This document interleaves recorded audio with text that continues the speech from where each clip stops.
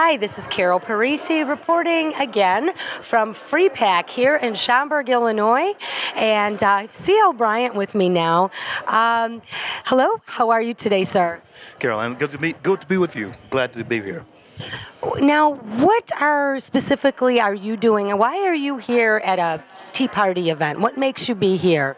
I'm a fellow with FreedomWorks, and of course, FreedomWorks is the major backer of our film, Runaway Slave, a movie for all Americans that is showing across the country.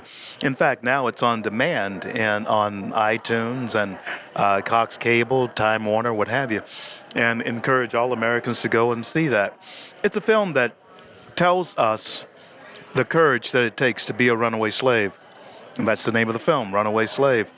It took a lot of courage to leave a system that gave you your housing, gave you your clothing, and gave you your substance, and to launch out to find freedom for yourself that you didn't really know existed. And that's the same type of spirit that was in existence in the pilgrims that came to this country. They didn't know that they'd ever survive the first winter, and they didn't have any guarantees that they'd ever see freedom. And so that particular DNA is in the hearts and minds of every true American, and that's what this film captures, Runaway Slave. Now, Runaway Slave, it's available right now? Right now, on demand, iTunes, and of course we have shown in theaters across the country. And I have a question for you, because I've heard that this Tea Party movement is a racist movement. What are your feelings on that? Well, obviously, I would never be a part of anything that was racist. I'm the former president of the NAACP in Garland, Texas, 23 years ago. Okay. I've seen both sides of the street. I know what the progressive movement is all about, and I know what the liberal agenda is. And I also now know what the conservative movement is all about, and I know what the conservative movement is. The truth is this. Back 60 years ago, when blacks were angry about Jim Crow and about discrimination in the South, it was Democrats who stood in the doorway of the University of Alabama. It was Democrats that President Eisenhower sent to Arkansas to allow the Little Rock Nine to go to school. It was Democrats who had poll taxes and, in fact, enforced Jim Crow laws. But back in the 1800s, when Republicans had freed slaves in the South, it was Republicans who had the first congressmen, who had the first senators in place in our country. And so what the film does deal with is the lost history of black folks. And we also deal with the idea that they have been truly brainwashed and co-opted by the Democrat Party.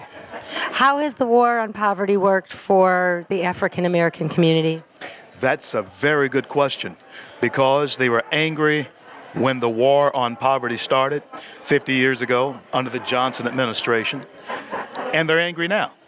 And so it seems as though something has not linked up, and it's time to try something different, at least try something different. Do you feel the war on poverty has been the degradation of the black family as a unit? You can show historically when the Great Society began, the disintegration of the black family. In fact, right after slavery, the marriage rate among black families was slightly higher than the white marriage rate in this country.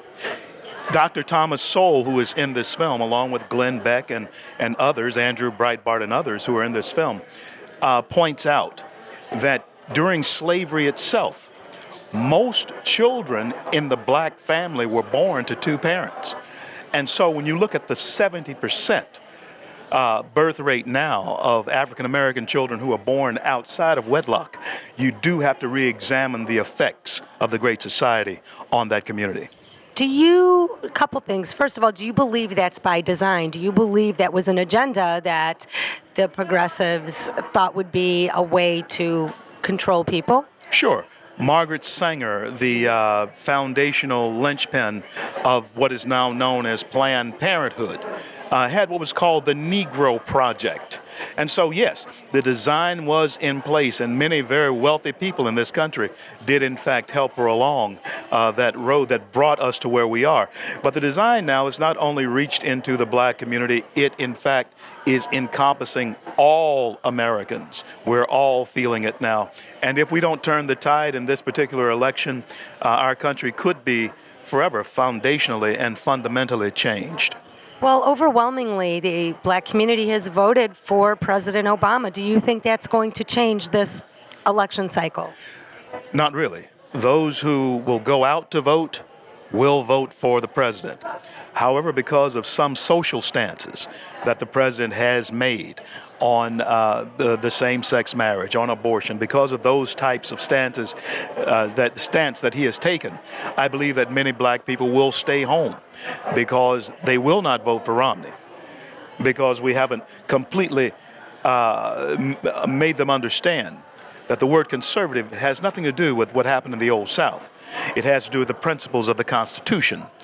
But I do believe that because of some deep-rooted religious beliefs and allegiances, they won't be able to vote for this president again. What would you say to folks that are staying home, specifically the black voters, and what would you say to them for this particular election cycle? How would you like to influence them, and what would your message be to them? My message to the black community at this point is we have, for so long, voted for those who have kept us down, kept us locked in a system that in fact treats us like mistresses. They only want to be seen with us when it is convenient. And like the slave overseers back in the 150 years ago during the time of slavery, whose job it was to drive the slave out to the slave fields or to the cotton fields to get their votes picked. In the movie, we say the overseers now, their job is every 2 years to get those same slaves to the voting booths to get their votes picked. You know, they've seen a lot of stuff go out on YouTube. I'm just hoping that this cycle, people will hear what you have to say. The name of your movie again is, and where can people see it again? Runaway Slave, and it's now on demand. iTunes, Time Warner Cable, Cox Cable, Walmart. You can even get it on that type of demand. Thank you so much for having me on. Thank you. God bless you. Thank you so much. Thank you.